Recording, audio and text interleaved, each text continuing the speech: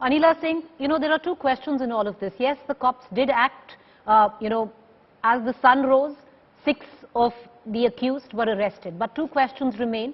And question one, the mother says that she was beaten up.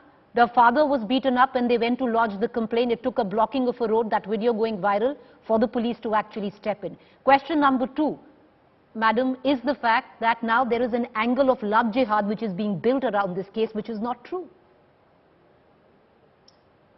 My Ram to everyone, and I must thank Supriya ji that the way she has taken up the issue, it is a very, very sensible way for many of the political party to discuss about women issues, whether it is about the empowerment or whether it is crime against women. I'm so happy and thankful to her.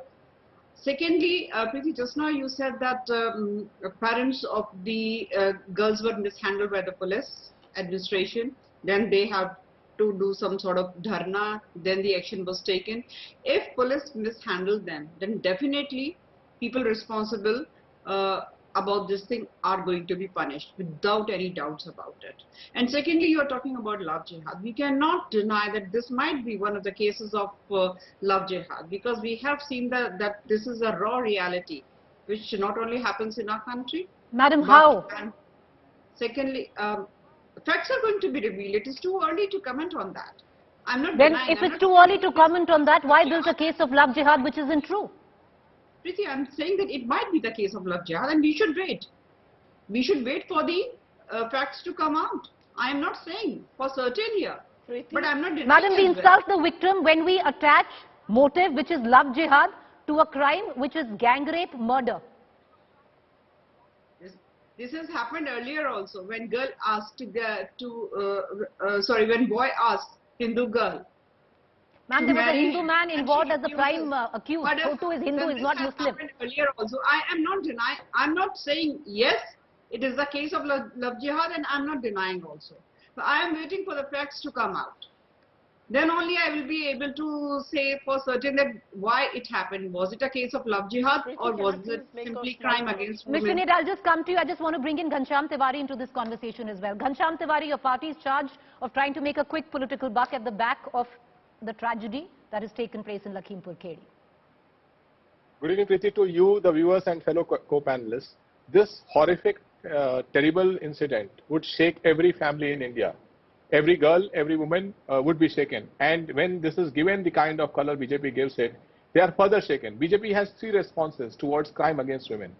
The first is stand with the perpetrators or criminals if it politically suits them. Like in Bilkis Bano, Indu Goswami, a member of parliament from BJP, said it's a small incident. She has served in Himachal in the State Commission for Women. She has worked with the Prime Minister of India. This is and Swatantra Dev Singh, who was head of BJP, he was eating kaju casually when a woman came to him and said in Jhansi that the police in charge is asking for a 15-year-old girl in response to my complaint, and the minister casually walks away.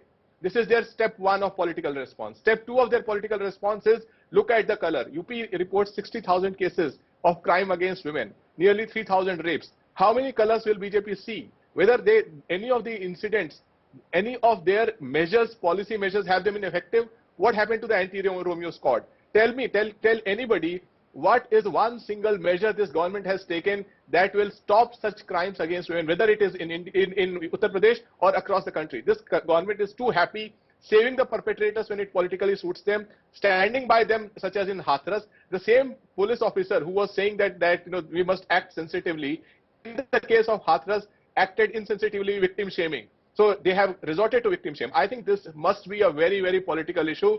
Governments of the day cannot sit idle and use political language when they are faced with this kind of inept response, cruel response when police is beating the parents.